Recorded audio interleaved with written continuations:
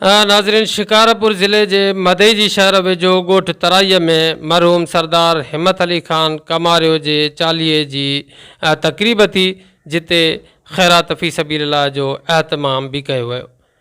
उन जे मौक़े ते अबड़ा बिरादरीअ जे कबीले जी सरदारी जी पग सरदारज़ादा ज़ुल्फ़कार अली ख़ान कमारियो खे ॿधाई वई। तक़रीब में अव्हांखे ॿुधाईंदा हलूं त इलाइक़े जे मुख़्तलिफ़ बिरादरियुनि जे सरदारनि ऐं अबड़ा बिरादरी जे मुख़्तलिफ़ कबीलनि जे मुअज़्ज़िज़नि इलाइक़े वासियुनि ऐं वॾे तइदाद में चाहींदड़नि ऐं शहरनि शिरकत कई।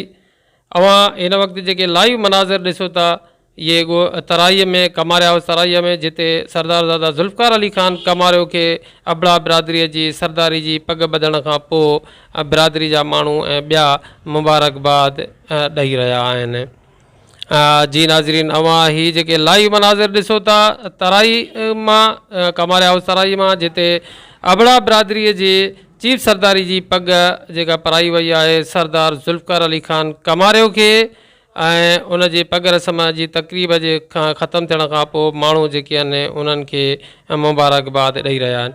अवां हिन वक़्तु ॾिसी रहिया आहियो त सचाई न्यूज़ जो चीफ एग्ज़ीक्यूटिव सीनियर सहाफ़ी एंकर पर्सन कमांडो पंवर हिन वक़्तु सरदार ज़ुल्फ़कार अली ख़ान कमारियो खे अबड़ा बिरादरी जी सरदारी जी पग ॿधण ते मुबारकबाद ॾेई रहियो आहे। जी नाज़रीन, ही जेका तक़रीब जो पंडाल आहे, पंडाल में जेके हितां जा शहर जा मुअज़्ज़िज़ीन आहिनि, मुख़्तलिफ़ बिरादरियुनि जा सरदार आहिनि ऐं हितां जे वॾे तइदाद में जेके शहरी आहिनि, चाहींदड़ आहिनि, उहे तक़रीब में शरीक थिया आहिनि। अव्हांखे असां इहे जेके मनाज़िर ॾेखारियूं था पिया त हिते जेके सरदार ज़ुल्फ़कार अली ख़ान कमारियो खे अबड़ा बिरादरी जी सरदारी जी पग ॿधण खां पोइ जेको आहे माण्हू मुबारकबाद ॾियनि था पिया। हितां जा इलाइक़े वासी मुअज़्ज़िज़ हिन वक़्तु अरसला ख़ान सीलरो ऐं ॿिया जेके आहिनि उहे ज़ुल्फ़कार अली ख़ान कमारियो खे सरदारी जी पग ॿधण ते मुबारकबाद ॾेई रहिया आहिनि। जी नाज़रीन, ही जेके तक़रीब जा मनाज़िर आहिनि अवां ॾिसो था, जेतोणीकि ही आख़िरी मनाज़िर आहिनि।